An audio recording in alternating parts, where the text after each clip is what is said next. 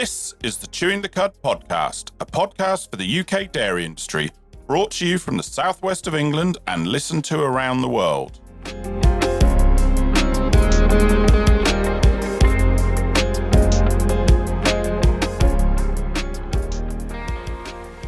Hello and welcome to Chewing the Cud podcast. My name's Andrew Jones and with me as always is Sarah Bolt. How are you doing, Sarah? I'm very well, thank you, Andrew. And how are things treating you?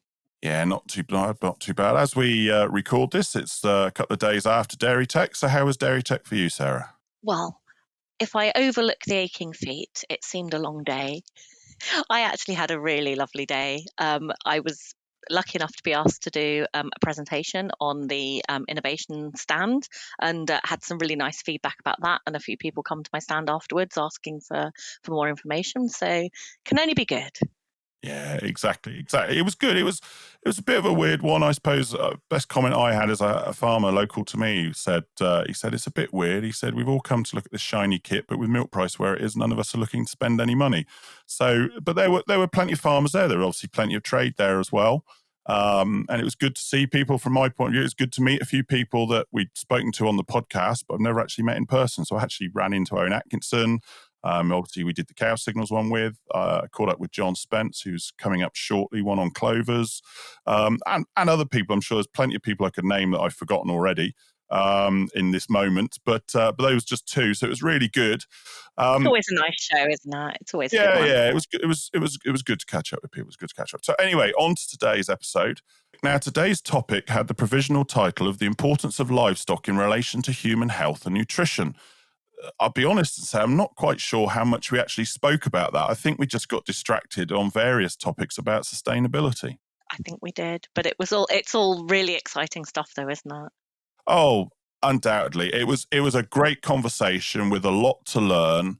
And interestingly, I saw something today. Our guest mentions that fibre is something we need to look at now. And yet all the fast food giants are apparently saying 2026 is the year of fibre.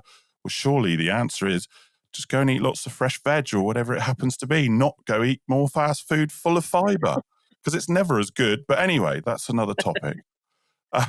But anyway, as you see, we could easily get distracted on this topic. There's a lot to it.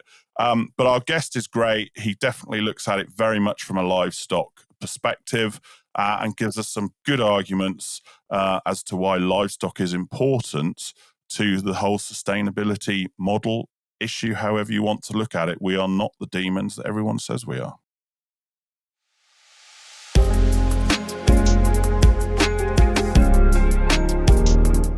This podcast has been brought to you today by Chewing the Cud Limited, who offer completely independent dairy and beef nutrition, cow signals advice and training, along with ROMS mobility scoring.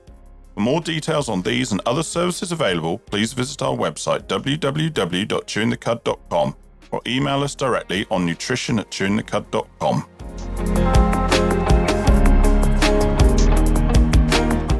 Chewing the Cud Limited now offers first aid training from a registered first aid at work trainer and experienced minor injuries practitioner.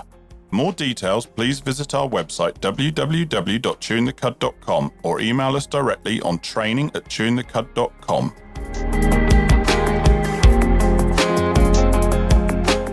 Hello, I'm Andrew Jones. And I'm Sarah Bolt. And welcome to the Chewing the Cud podcast, a podcast for the UK dairy industry. Farmer, advisor, processor, and everyone else. We have topics and episodes that will interest you.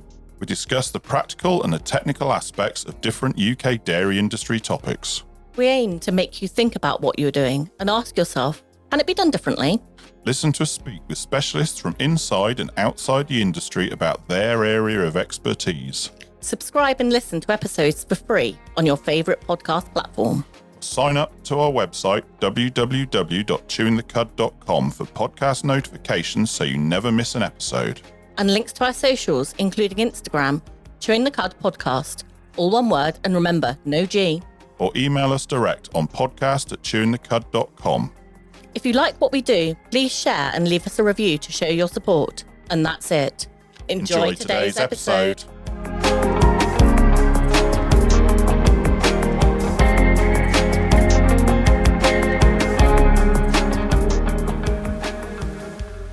Hello Hello and welcome back to Chewing the Cud podcast. Our guest today is Professor Michael Lee, who is Deputy Vice Chancellor from Harper University. Morning to you, Michael. Morning, Andrew. How are you? Yeah, very well, thank you. Thank you for the opportunity to join the podcast. No, thank you for joining us. So, Michael is here today and we are looking to talk about the importance of livestock in relation to human health and nutrition. And I guess we'll also probably talk about the environmental benefits as well. But before we do, Michael, please tell us a little bit about yourself and how you got to where you are today.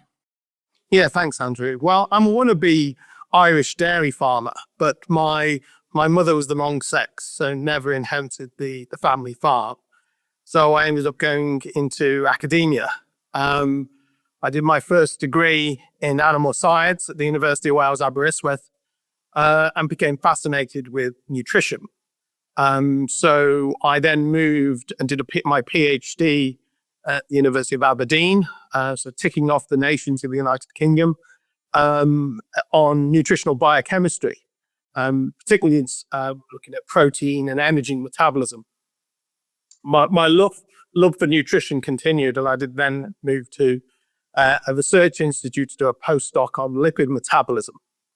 And that was a fascinating time because that was a time of what we call the great white lie in nutrition. We were all told that metabolic syndrome was due to animal fats. And so we have these lean cuisines, strip out the animal fat, replace it with palm oil, but also make it tasty by adding in sugar. And then, of course, we realized that actually metabolic syndrome and obesity was predominantly driven by ultra processing and sugars and plant-based refined oils. So that time and that great white lie when I was looking at lipid metabolism and looking at the role that animal source foods play in human nutrition was really elucidating and fascinating. And then I moved into looking at some micronutrient work before finally then moving to another research institute, Rothamsted, via the University of Bristol. When I was looking at the other side of the argument and the negative externalities of livestock, greenhouse gas emissions, nitrogen, phosphorus pollution. And the key research question then was what is the balance between human and planetary health when it comes to livestock? I was going to say that's where I first came across you, Michael, was down at Rothamsted at Northwick. There, it's it's somewhere close to my heart. Going back many years ago, I used to sell the dairy cake into the. Yeah, so I suddenly showing my age now because I can't remember when they got rid of the dairy cows, but it was probably still the 90s, I think, when they went. No, it was early 2000s. Was it? Oh, that makes me feel a bit better. Yeah, it makes you feel a little bit better. But amazing place. Northwick is an amazing research facility. Definitely. It's the world's most instrumented farm for the listeners. If they want to have a look at the Northwick Farm platform, collects 9 million data points per year looking at nutrient flows. So you can track all the nutrients from the farm into product. And the Northwick Farm platform, as you might be saying now, Sarah, is a suckler beef enterprise and sheep, but also nutrients lost into water and air. So you've got real primary data in terms of flows of nutrients, and critically shows the role of grazing livestock and grasslands in protecting the environment. Well, to be honest with you, that was the very first podcast. Sarah joined us as a guest, wasn't it? As we were talking, I titled it, "It's Not Just Trees," like you were talking about grass and how important grassland is, Michael. And I got fed up of all you see is people go, "Oh, well, the answer's trees." No, it's not just trees, because if you plant trees everywhere, how are you going to, I don't know, feed livestock, for argument's sake, or whatever it happens to be? Trees have a place, don't get me wrong, but it's not the answer. And you see people that just buy land and go, "Oh, well, I'm going to rewild it." And they either have no plan and just let it go to pot and do its own thing. Well, that's not the answer. Or they just go and stick a load of trees over it. That's not the answer. But there you go. Yeah, absolutely. It's the correct tree in the correct place at the correct time, and that's the key point. And of course, there's a lot of naivety when it comes to rewilding, as you rightfully say, Andrew. Of course, if you look at Neolithic times, the UK and Dogger Bank, which attached us to the main part of Europe, Doggerlands was grazing steppes. It wasn't a forest, it was grazing steppes, and it was grasslands. And of course, we need grazing ruminants to retain that landscape. And of course, just moving to monocultures and coniferous forests or coniferous woodlands has a huge negative impact on biodiversity.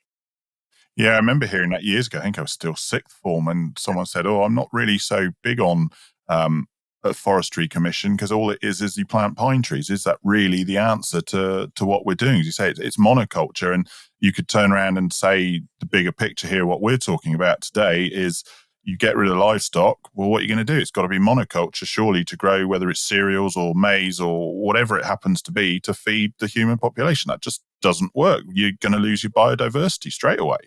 But and obviously now you're at Harper Adams, and obviously, so what are you doing at Harper? I mean, you can't just be deputy vice chancellor. You must be doing something else as well, I'm guessing. Well, the deputy vice chancellor is a pretty big role within the university, but we have a fantastic senior leaders team here at the university. So we have our PVC of education. Lydia Arnold and our PVC Simone Clark have a not phenomenal understanding of pedagogical development, which allows me as a DVC then to spend a little bit more time on the search and addressing some of the challenges within the sector, supported by our Vice Chancellor, of course, Ken Sloan. Had to get all the names in there, of course. Well, I was going to say, and then you won the Gold Cup this year. Is it Kate Robinson and her team won the Gold Cup this year as well? So might as well drop that one in as well. Yeah, well, of course, as you rightly said, we have the best dairy and the best pig herds in the country, both national award winners. So huge respect to the team at Future Farm for delivering that. And we also have the best vet school in the country as well, level 1 NSS schools for our brand new Harper and Keel Vet School. So there we are. We got the publicity out in terms of the selling for Harper Adams, which is a fantastic university if you want to do the future in agri-food. Look for applications on our website. So yeah, so I've done that.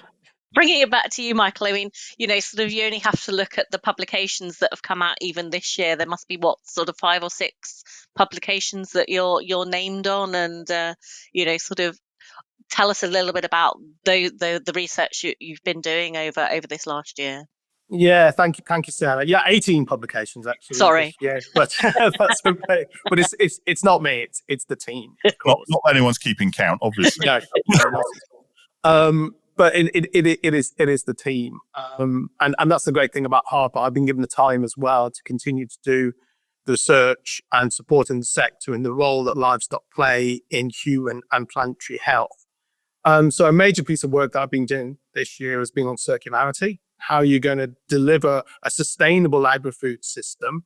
And of course, the key aspect of that is to move from a linear system of inputs, output, waste into a circular system. And it's a bit of a buzzword at the moment, isn't it? But actually, sort of, can you tell us the benefits of bringing that linear system into a circular system? Absolutely, yeah. Circularity is key to sustainability and resilience, because what circularity delivers is the reduction of non-renewable resources. So fossil fuels, plastics, rock phosphate, inorganic nitrogen fertiliser driven from fossil fuels. So how could you reduce these non-renewable resources, which by definition means they are linear, not circular, and deliver a circular agri-food, which basically takes the nutrients, converts, inverted commas, waste into a fantastic resource. And of course, if you think about a circular food system, without livestock, it's very difficult to see how that circle is rounded. Because if you grow crops, you produce biomass, which a small proportion is human edible. You look at any crop you grow, whether it be wheat, just the grain, you've got the husks, and you've got the straw, or if you're growing soybeans or peas or beans, you've got a whole amount of biomass, which is not human edible. Also, if a farmer grows a grain crop that doesn't eat food standards, i.e., if we're growing barley and it's not doesn't hit brewing standards, or you grow wheat and it doesn't hit malting standards, then of course you need an output for that crop. So livestock utilizes a whole load of byproducts and crops which are not suitable for human consumption. And of course uses land which is not suitable for grazing. So that's one part of the circularity. The other part of the circularity is the manures. I was going to say, sorry, that was one of our early podcasts we did with someone from one of the local feed companies. I can't remember what it was. Was it the feed industry? I can't remember exactly what it was called now, but basically that's what we're saying. We went through all the ingredients that went through the feed mill. And apart from, I think we worked out beans, everything else in there is waste. Even the wheat and barley is grown on land that's not suitable maybe to produce the quality for human consumption, but it goes into livestock. You look at the soya, you look at the palm kernel. What we get is the waste after they've extracted all the oil they want out of it. And then you look at whether wheat feed comes from the milling industry. All of these products are waste products, and we are using them as part of that cycle that you mentioned there, aren't we? Yeah, absolutely. And we have to really emphasize that. There's still work needs to be done. I'm not saying that everything's perfect, of course. We need to think about the types of crops that we grow, and obviously we'll come on to human health and the amount of fiber that we need to consume and the amount of fresh fruit and vegetables we need to consume. So of course we need to consider what we need to grow. But throwing the baby out with the bathwater, demonizing livestock when we need to produce a sustainable agri-food system is crazy, because we need that livestock as part of that circularity. And as I said, the other part of that critically is the manures. If we're going to stop mining Western Sahara for rock phosphate, and we're going to stop Harper Bosch, which we critically need to do to get the planet back into a sustainable nitrogen cycle, we need to better utilize nitrogen and phosphorus in the terrestrial environment. The best source of that is organic manures from our livestock. Of course, the issue is that we need to be able to strip that out and apply that strategically in soils that need it. And always the biggest issue has been moving slurry with high water content across the country onto soils that need it. So we often applied it to soils that didn't.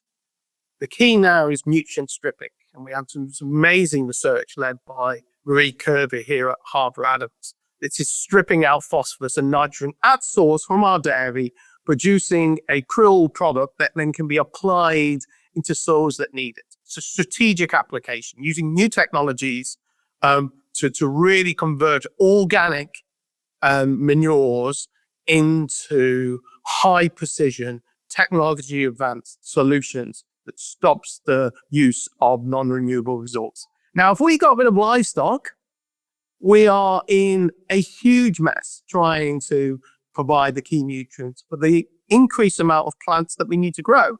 I'm very clear. We need to eat more fresh fruit and vegetables and more green leafy brassicas. We do. Critically, we do. We don't eat enough of those. But to be able to provide the nutrients to grow those, we need livestock. Otherwise, we're going to continue to mine Western Sahara, and we're going to continue to use Harper Bosch. Well, I'll say that you're mentioning the mining. It's starting to get a little bit geopolitical now, isn't it? Am I reading? Is it China in the phosphates is starting to limit its exports because it knows it's a finite resource and it wants to keep hold of it, to keep giving it that advantage, I guess, moving forward? Absolutely. So one of the key projects I was involved in when I was at Rothamsted was looking at the resources of phosphate around the world and understanding the geopolitical issues it's going to be causing. Of course, we have the solutions. We have the solutions to this. And it's the back end of pigs, sheep, cows, and chickens that are going to deliver that solution.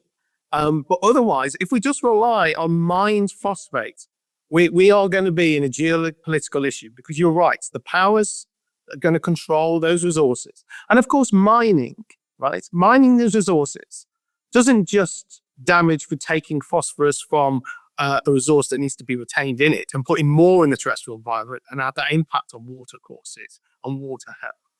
But also mining releases greenhouse gases, significant greenhouse gases. In fact, the biggest greenhouse gas emitter from methane in China is through mining, not livestock. It's mining that delivers the biggest pulse of methane. So we need to be extremely aware of the impacts of these use of non-renewable resources, and remember, of course, what livestock can deliver. I'm just going to pick up on that point about methane and cows, that it's the one that's always talked about, isn't it?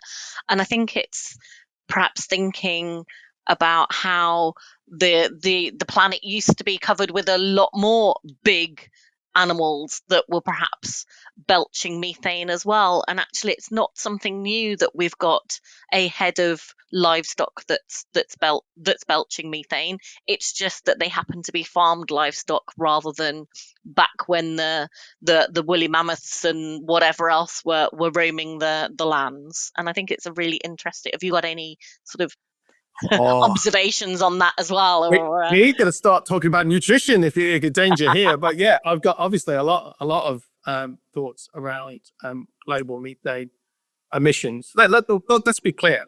Methane is an important greenhouse gas, but it's important in a positive as a negative way. If we had no methane emitted from planet Earth, we will be a frozen planet. Methane has been vital as part of the Goldilocks effect for planet Earth to make it this perfect environment, not too hot, not too cold, and to be able to sustain life. And methane has been buffered and balanced on planet Earth for millions of years. Oh, it's part of the natural cycle, isn't it? It's part of a natural cycle, and it goes up and down. Now, I want to be abundantly clear as well on this point. Methane is out of balance with its natural buffer. We are emitting too much methane currently for it to be controlled by the natural ability of planet Earth, which is predominantly through the atmosphere's hydroxy radical production. And basically, to make it simple, planet heats, water vapor rises, UV light hits water vapor, it makes hydroxy radicals that acts like a bleaching agent, which interact with methane, break it down to CO2 and water, so therefore reducing temperature. So you have a nice buffer. At the moment, methane levels in the atmosphere are rising, and they're rising at phenomenal rates, and that's due to two aspects. We've reduced the ability of the atmosphere to remove methane, so we've impacted in some way in the hydroxy radical removal mechanism, and there's lots of things I could talk about that. But also, we're emitting too much methane. And we're doing that from numerous resources, from mining, from agriculture, and from natural resources. And if you think about where methane is produced on the planet, 40% is natural. So it's from soils, it's from anaerobic soils, it's from, permafrost, but actually the warming planet is increasing that, and it's about 40% of that. 30% is then from waste and mining and those sort of industries, losses and leaks from natural gas pipelines. And the 30% is agriculture, which predominantly is enteric fermentation, but also don't forget rice paddy fields. So you've got 30%, 30%, and 40%. And we've said we've got to reduce global methane by 30%. Now, agriculture can play a part, and it's doing it. Our farmers are reducing methane. But also, we've got this other 30% here, which we mustn't forget, which is from mines and natural gas leaks. So remember, 30% reduction, 30% agriculture, 30% mining and gas leaks, and 40% natural. So everyone needs to play that part. But as an industry, it always feels like we're the low-hanging fruit, that they're targeting us so that others can, I don't know, keep flying their planes or whatever it happens to be. And to my understanding as well, like for argument's sake, the cow belches, it puts out methane, but that methane is what then, as you say, breaks down and goes back into the cycle, back into the plant, and is all part of that cycle. It's the unbalance from human activity as much as it is anything else. So yes, you're right, agriculture needs to play its part, and we undoubtedly are. But certainly it feels like we're always the low-hanging fruit, that we're being overly targeted. Do you think that's right or not? Yeah, I think agriculture is targeted, particularly when it comes to methane, because, it is a big contributor for that methane emissions. But as you rightly said, it's the biogenic component of that methane, which is that natural cycle. And of course, that is about getting that back into that natural cycle of production break down by the atmospheric hydroxy or the soil, and then back into CO2 around. The thermogenic or the fossil methane, of course, is the area that we really have to have a focus on, but we need to buy time. And agriculture is a great way, actually, of buying time, because we can significantly reduce our emissions through better farming practices, through genetics, through improvement in production, through improvement in feed. And our farmers are doing that. We've seen that. I've seen that on the ground. And also, of course, realizing that actually we are one of the lowest emitters per unit of product on the globe. And we need to represent that in our figures. And this is what really annoys me when we look at global averages, when we look at the impact of animal source foods on the planet. So yes, it is about biogenic and thermogenic cycle. One of the metrics that I'm often disappointed in, that we talk about the methane from farming, but we don't talk about the methane that is produced by producing human food. We talk about it as the methane produced from farming rather than thinking about it as the end product, because as somebody that part of the human population that would like to stay eating, it's actually quite important that actually we recognize it's food production rather than farming. And I know that's just words, but I think if we talked about it more in a food production point of view. Yeah, absolutely. It's a really important point, Sarah, and it's going to nicely segue into nutrition, because yeah, I totally agree. The way that we reflect our emissions at the moment, particularly when we look at agriculture, anything we produce, we talk about CO2 equivalents. So the 3 greenhouse gases: carbon dioxide, methane, nitrous oxide, then the main 3 greenhouse gases. We convert them into a CO2 equivalents and then reflect that. So kilograms of CO2 equivalents per kilogram of product. It doesn't matter what it is, per kilogram of product. It could be beef, it could be peas, it could be plastic coat hangers. We refer to it as kilograms of product. We don't actually look at the value of why it was produced. Now, if we look at food, we don't eat food because it weighs a certain amount. We eat food because of its nutrient density and how it, on good balanced diets. There's other ways why we eat food as well, of course, but because of their key nutrients they contain. So when we look at animal source foods, which do have a higher carbon footprint when measured through carbon dioxide equivalents at a gross level, and we can come on the difference between net and gross in a moment, but they do have a higher environmental footprint from a gross level.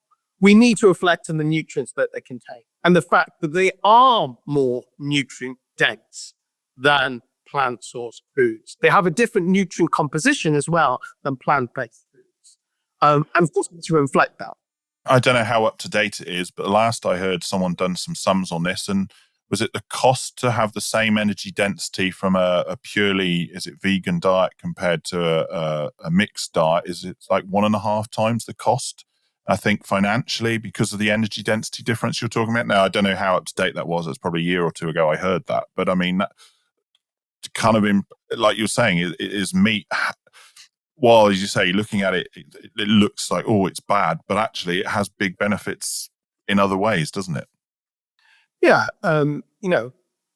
Let's be clear. And on one thing that I never want to do, there shouldn't be a black and white debate. And this shouldn't be omnivores versus vegans. People choose to have a vegan diet for any reason they want to, and that's absolutely perfectly fine. And I'm sure I know you agree, Andrew and Sarah. And you can be a healthy vegan, of course you can, absolutely.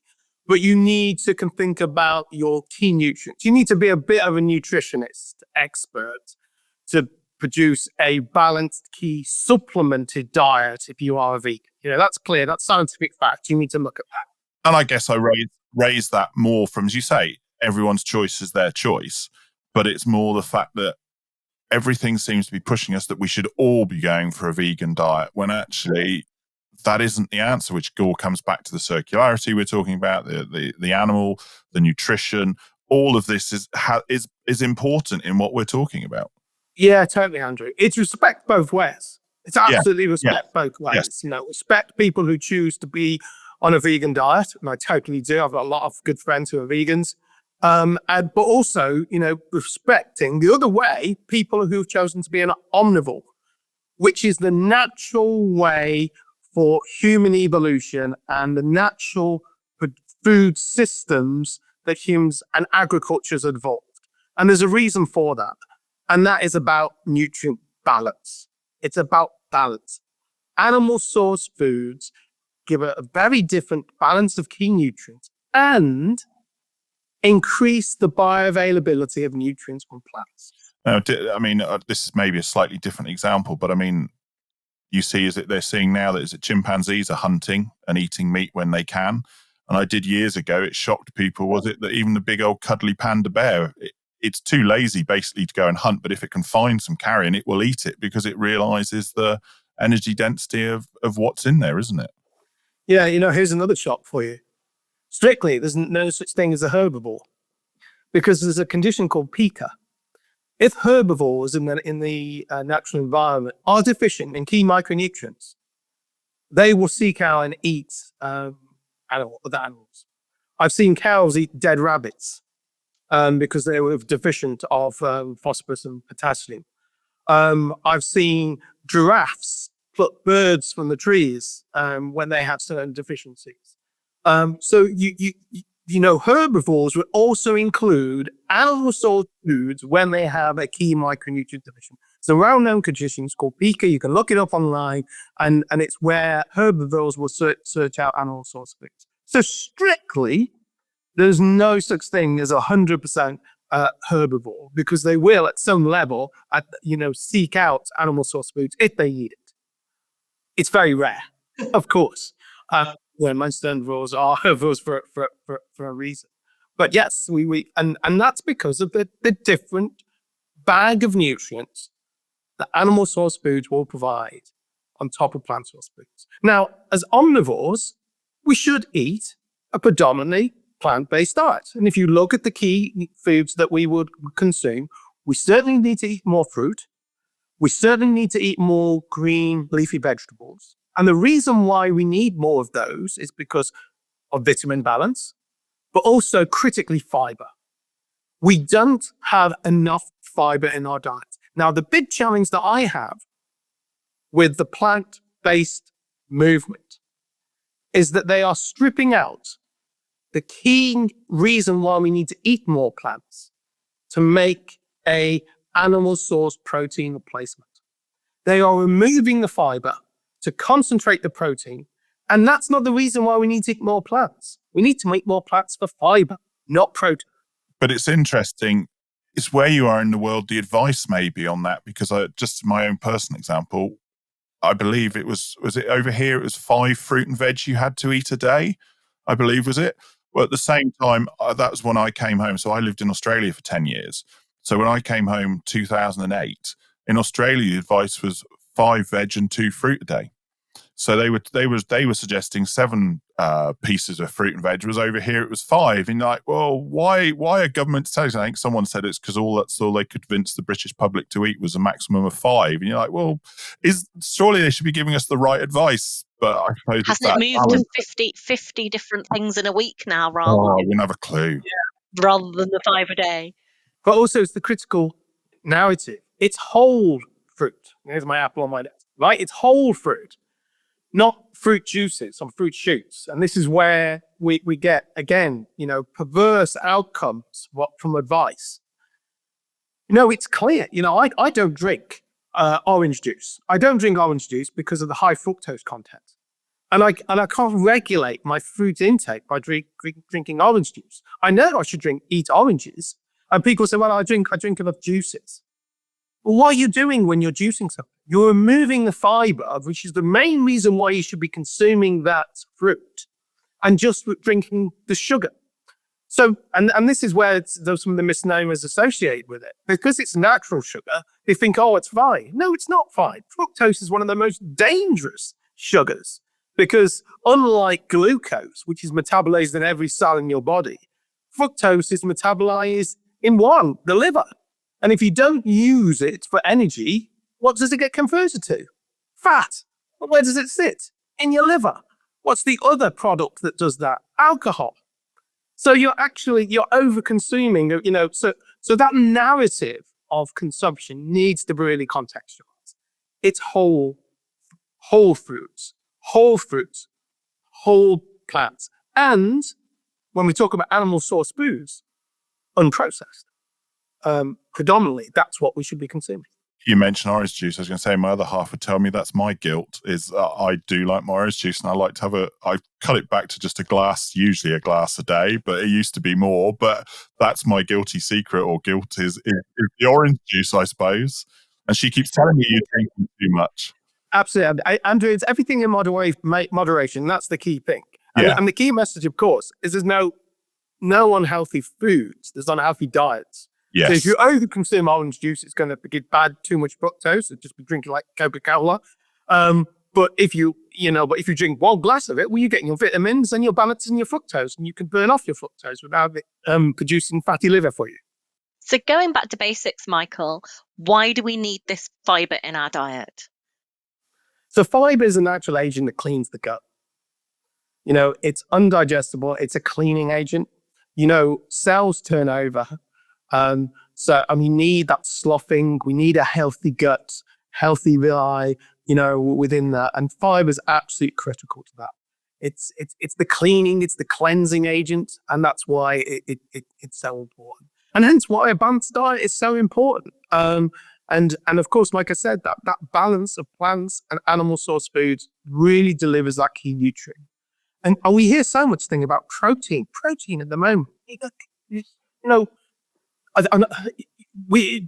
you just listen to the media, the things that, God, no one's even eating any protein because of the amount of extra protein that we need.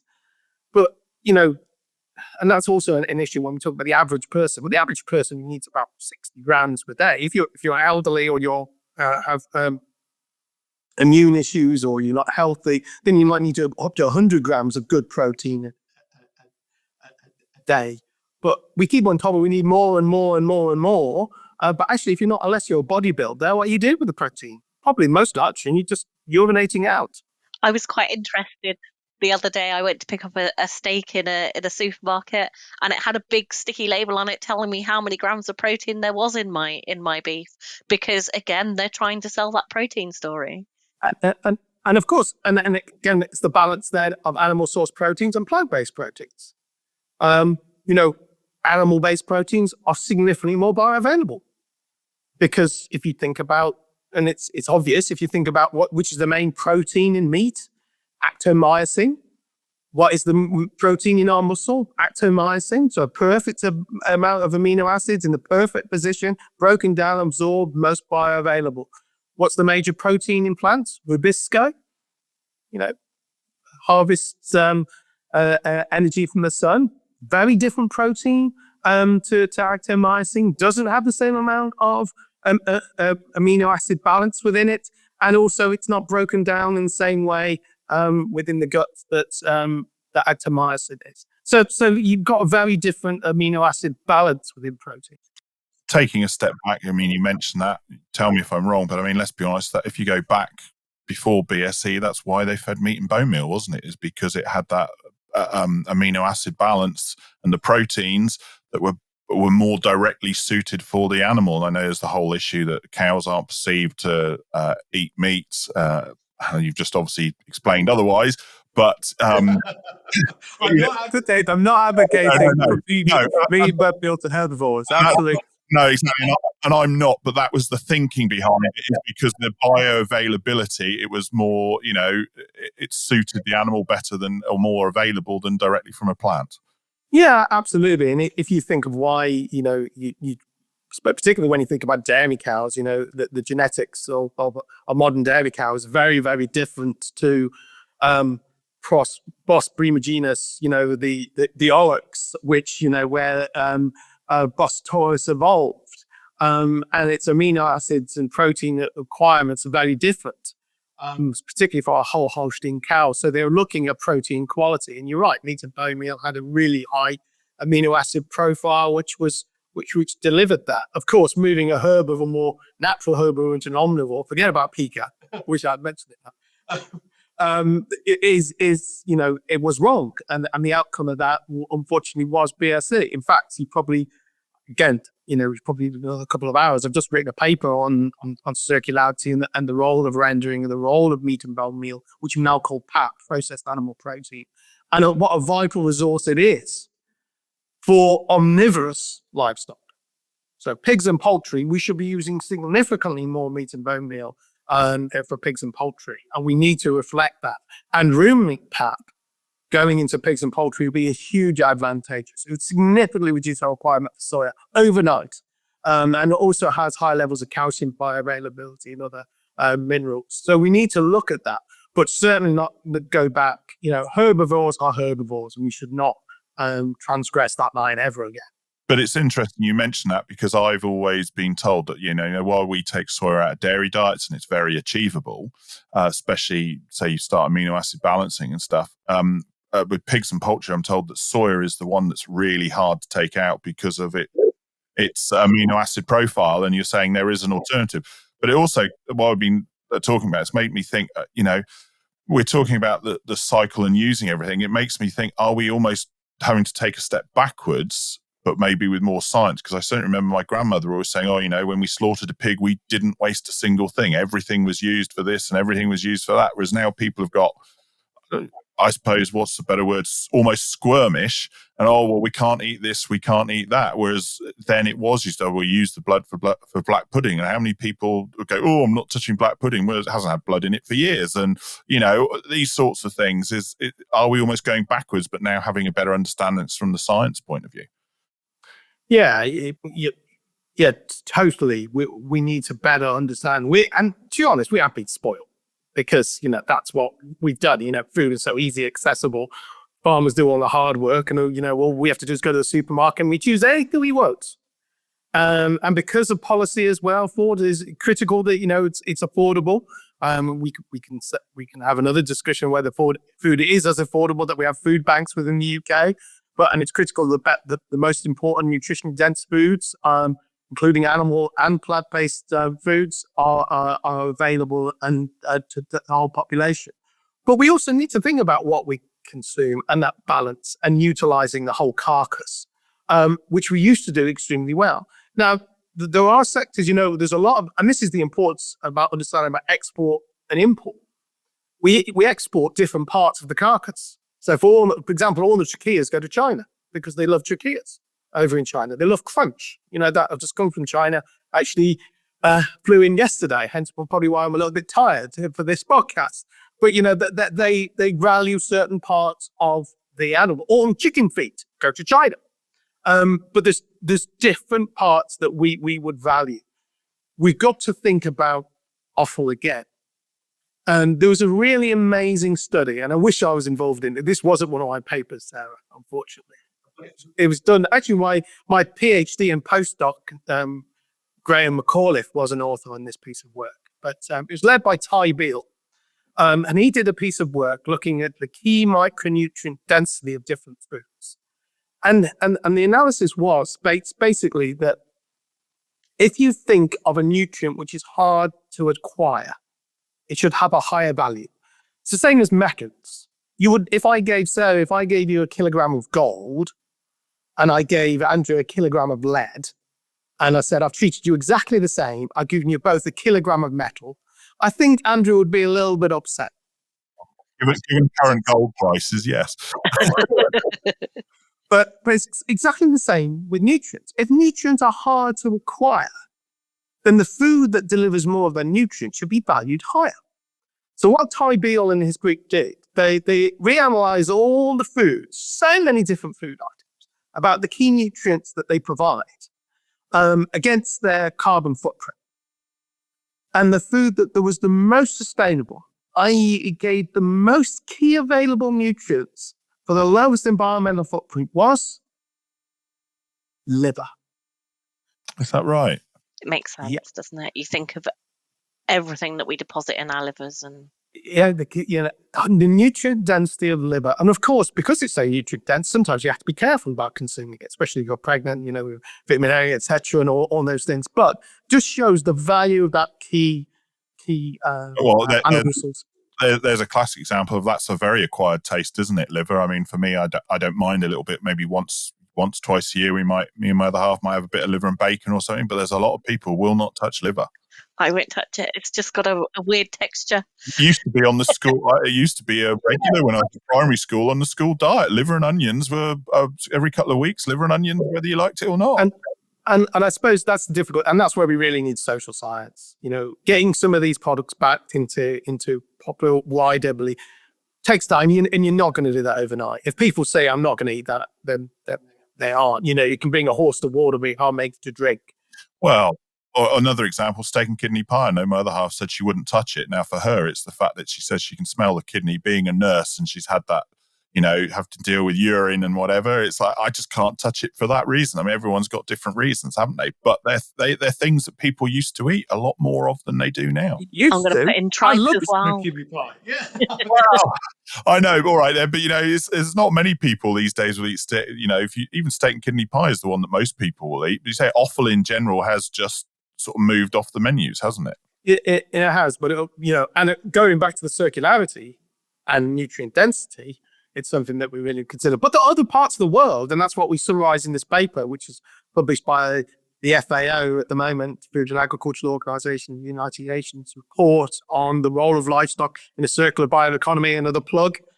So to get that report, but it actually shows the key value of all the aspects of the animal, particularly, and those aspects of offal. And other parts of the world are utilizing those resources. But surely, you say that, I was thinking, as you mentioned, like the feet to China, chicken's feet to China, surely there's an environmental cost for transporting them that we probably ought to make better use of them ourselves, shouldn't we? But I guess at least they're using them rather than getting completely wasted. But does that balance it out or not? Yeah, absolutely. If the country that is not going to utilize that resource and there's another market for it, it should be exported. And actually, the carbon footprint of that is a small component.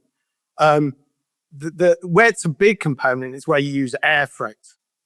So when you use air freight for resources, then particularly things that have got a short shelf life, then that has a bigger impact on their carbon footprint. Certainly, when you buy flowers from parts of Africa and they've got a very short shelf life, or beans from Kenya, that has a bigger impact on it. Well, I was going to say, the one I'm immediately thinking of since I left Oz, there was a market, I think it fell back a little bit, of basically flying milk straight into China. I mean, that must have had a fair carbon footprint on it for doing that. Yeah, but it would. So everything there, air freight has a bigger carbon footprint. But most of these products, refrigeration is such a way at the moment that it is sea freight. It takes a longer time to do it, which is a significantly less part of the carbon aspect in terms of the footprint. So if we come back to the UK, and I think you just sort of alluded to it a bit, that actually is education the way forward? Do we need to learn how to cook with tripe, cook with kidneys, cook with chicken feet? Will that help? Will that be acceptable to the UK population, do you think? I think it's about respect, isn't it? It boils down to respecting people's views and their dietary choices, and then helping them with that. So again, not demonizing any choice. Now, would we get everybody, full again? No, I don't think we would. It would take, a very long time. But talking about the values of these products instead of the continual demonization of animal source foods because they have a higher carbon footprint per kilogram product at a gross level. But thinking about how they are part of a sustainable diet, and talk about the key levels that people should be consuming as part of a healthy diet, and less the narrative of reduction. Because the issue of just talking about reduction, for example, at the moment, people say we should be reducing animal source food consumption by 30%. But what if you're not eating enough? What if your iron levels are too low, and you're going to take less red meat, but you're anemic? Is that a healthy choice for you? No, of course it isn't. So it's about understanding what an average person should be consuming. But then also reflect, of course, I'm not an average person. Everybody's different. And my requirements may be different because I am immunocompromised, because I'm over 80, because I'm a young child, because I'm a menstruating woman. I'm going to have very different nutrient requirements than the average. And unfortunately, most of the guidance and when we talk about reduction is based on an average. And there's no such thing. There's no such thing as an average. In your comment there, you mentioned gross. I believe earlier you said you talk about the difference between gross and net. Would you like to go on with that? Yeah, I think we always talk about, and one of the major drivers for the UK government and agriculture, driven by the NFU, of course, is that we should be net zero. But when we talk about the carbon footprint of animal source foods, we report the gross footprint, i.e., how much emissions that animal gave out to produce that product. What we don't consider is how much carbon the farm removed from the atmosphere in producing that product. That's the net aspect. So the key emissions minus the removal is your net positions. Now, unfortunately, sorry, just the carbon dioxide used to grow that grass or that cereal or whatever it happens to be. Yeah, absolutely. So the ability of farms to remove carbon dioxide through soil, through NPP, what we call net primary production, plants, be it grass, be it hedgerows, be it herbal ley borders, be it trees. Also the ability to reduce inorganic fertiliser use, so turn to more organic, so therefore reducing fossil fuel use and the use of organic fertilisers. Producing green energy on farm, be it through anaerobic digestion, be it through solar panels, be it through wind. Farms have phenomenal ability to capture carbon or remove carbon from other industries. But what we do when we report our agricultural products, we report them at a gross level, and all the net removals sit somewhere else. So when we report our emissions in the UK government, we report to DEFRA our agricultural emissions, and we report then to DESNES, so the Department for Energy and Net Zero, our carbon removals from soil, trees, plants, and energy production.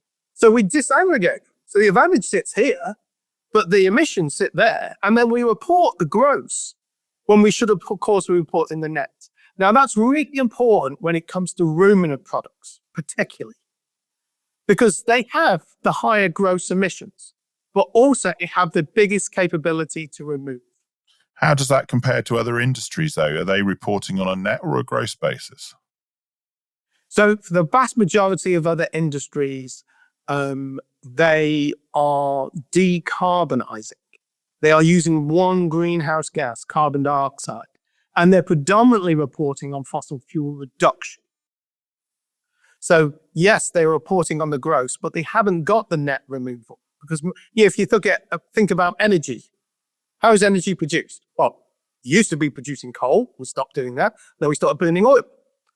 And now we're trying to reduce oil by having more solar, wind farms, solar, etc. So the reporting is the reduction of the fossil fuel use. That's not the same in agriculture. It's because of that unique position, isn't it? It's that unique position of agriculture. It's 3 greenhouse gases, and it's not just fossil fuel. And hence why, and it's one of the big things I've been pushing, which is this reporting of biogenic and thermogenic sources in agriculture. Thermogenic is from fossil fuels, which we need to decarbonize and remove, just like energy and transportation sectors are doing. The biogenic component, we need to get in a natural cycle with removals. So we need to report both. So agriculture is unique, and unfortunately it falls between 2 national inventory report systems that feed to DEVRA and DESNES. So the farmer, unfortunately, we talk about net zero, they're hit with the stick of gross emissions, but they're not given the carrot and the reward of the net removal. At the moment, we've got to get that right. And if we do get that right, how do we sit as an industry? So take a piece of beef. How would that, from what it's reported now, how would it report if you took that into account? What would the net value be? So there are some farms now that are net zero. So there were some, if you look at there's an amazing Actually, there's two amazing lots of amazing research projects, but two in mind, both Irish, and I'm not being biased because of my Irish links. So one of them was Arc Zero in Northern Ireland, led by Professor John Gilliland. And the other one was called Green Life, led out of Trugusk, I think by Tim Keady out of Athenry. What Arc Zero did was to map 7 farms, very different farms, for their net emissions. So from a primary level basis. So the true emissions that they gave off from the livestock, but the true carbon capture within soils and trees, and actually measuring it. And of those 7 farms, they actually found 2 were net zero because of that balance within their systems. And the other project I referred to was about Green Life, and that was looking at the carbon footprint of sheep in Ireland. And they looked at intensive extensive systems. And they actually mapped the impact of net removal from soils and found a significant reduction in the carbon footprint. About over half, nearly 3/4 of reduction in carbon footprint from the more extensive sheep systems because of the soil carbon capture. Now, we're not doing enough of that. So what you're saying is we're closer to net zero than we're being led to believe. Some farms are, but let's be clear here. Not all farms are going to be net zero.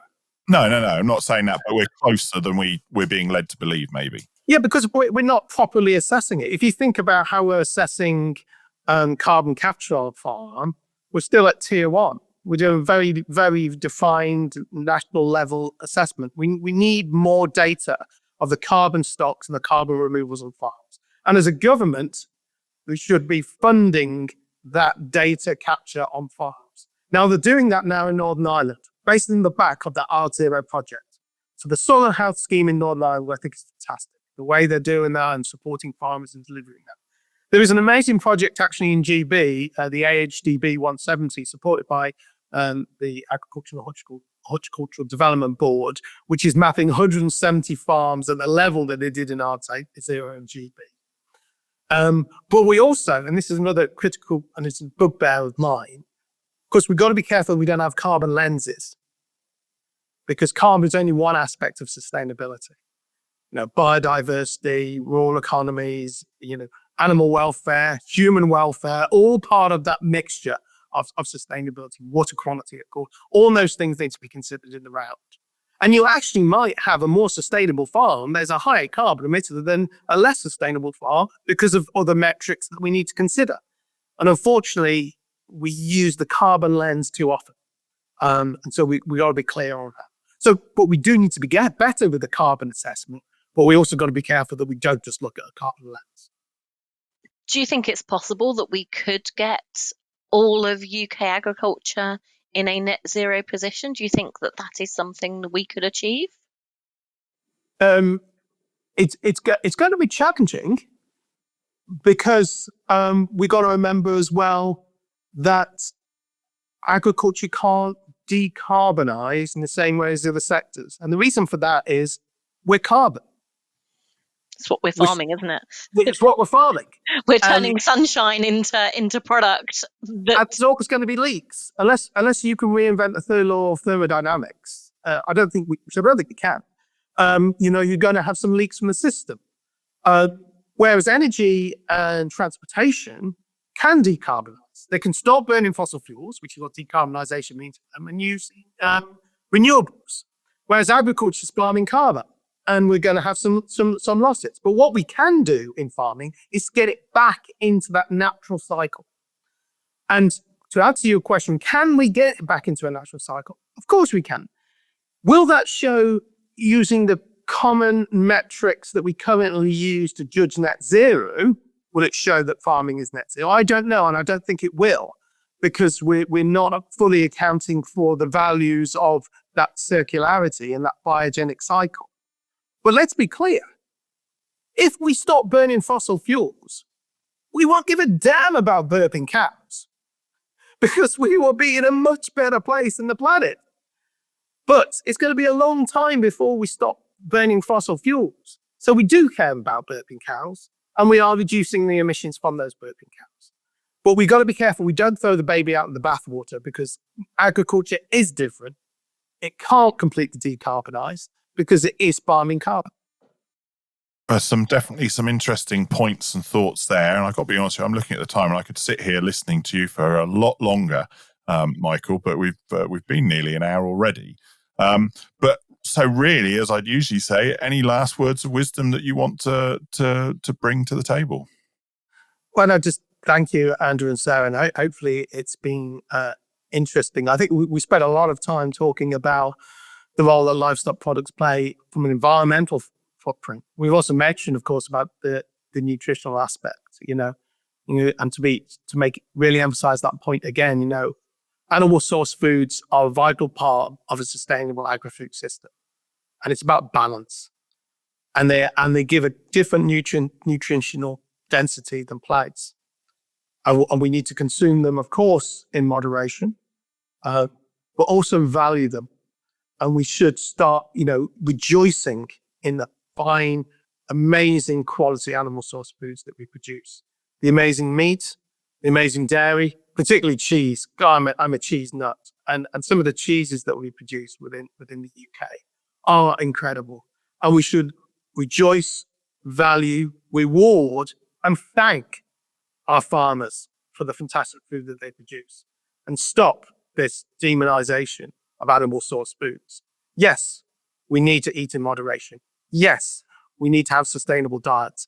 We've known that since day one, that sometimes we don't eat exactly what we should do as a part of a healthy diet. But that should be the narrative, not reduction, because reduction is different for different people and have different impacts. I've got to say I agree with your cheese comment, because having lived in Australia for 10 years, that's definitely something that was lacking, with a variety of good cheeses. Most countries do not have the variety of cheeses that we do. So that was something I enjoyed when I first got back. And another plug for Harper then. As part of our new Harper Food Innovation, we're bringing Shropshire Blue back to Shropshire. Oh, that's one of my favourite. Well, did you know? Blue with pears. Put Shropshire Blue with pears. It's amazing. Oh, isn't it beautiful? Absolutely. But it's currently, other than the Shropshire Blue we make here now at Harper Adams, it wasn't being made in Shropshire, the county. I didn't realise that. So we're bringing Shropshire Blue back to Shropshire. Oh, that's awesome. We ought to give a plug for Cornish Blue while we're there, because that is almost as good. Oh, well, if we're doing that, there's Dorset Binny, I know. You see, Let's have a county off. Let's have a county off. I think we should just keep trying them all. I think, just keep tasting them all and trying them all, and we'll be fine. Yeah, absolutely. Yeah, Sarah, any points from you?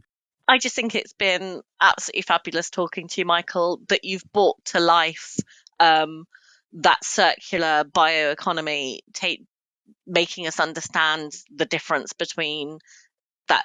I can't say that word, linear. No, I can't say it. Linearity. Thank you. Thank you. And actually, sort of helping us to understand how livestock is so important in human health. And many of you know that I've also got that passion that livestock is absolutely essential for our planetary health. And I think you've just brought it all together, and it's just fantastic to listen to you. Thank you. No, thank you. As you say, you've I don't know what the best way to describe it is, but I know myself, I just get a bit fed up that agriculture just seems to be that low-lying fruit that they keep attacking. We've got to sort you out, and maybe we just feel because we're in it, you don't notice the bigger picture sometimes. But you've given us more that bigger picture about how it is the circularity needs to come back in, and the fact that despite what others keep trying to tell us, livestock are part of the answer for the environmental point of view, for the nutrition point of view, and they have a role in there. I mean, as they say, livestock, sometimes the Welsh mountains, as an example, well, you're not exactly going to plow it up and put it into cereals, are you? So what's the best way? Oh, we've got this machine. It's called a sheep. It converts grass into a usable product called meat. There's your answer. The answers are there. People just need to start thinking about the bigger picture. And as you say, and emphasize, it's respect. If people want to be vegan, great. be vegan.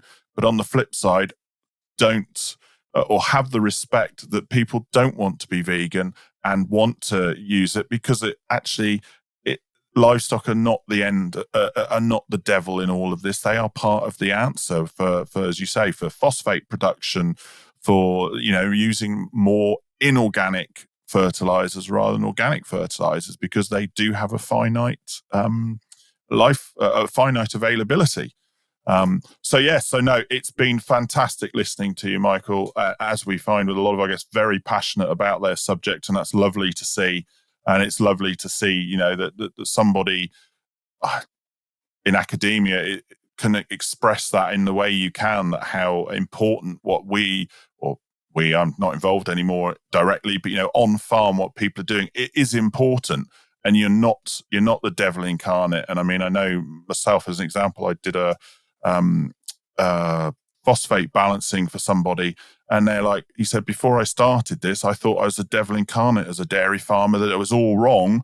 And actually, he was only just over. So he said, with some very minor changes, actually, he'd been phosphate neutral. So it's getting people to understand that despite what the bigger picture, bigger media maybe are telling us, or bigger influencers are telling us, we're not the devil incarnate, that we are part of the answer. We're part of the solution to the problems that are out there. And if you get rid of us, actually, you're doing yourself more damage than what advantages we can bring.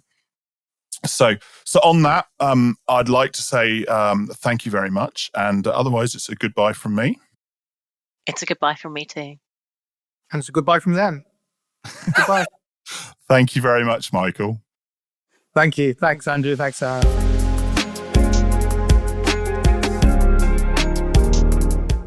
Thank you for listening to the Chewing the Cud podcast for the UK dairy industry, brought to you from the southwest of England and listened to around the world.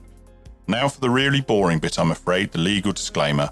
The information provided during this podcast has been prepared for general information purposes only and does not constitute advice.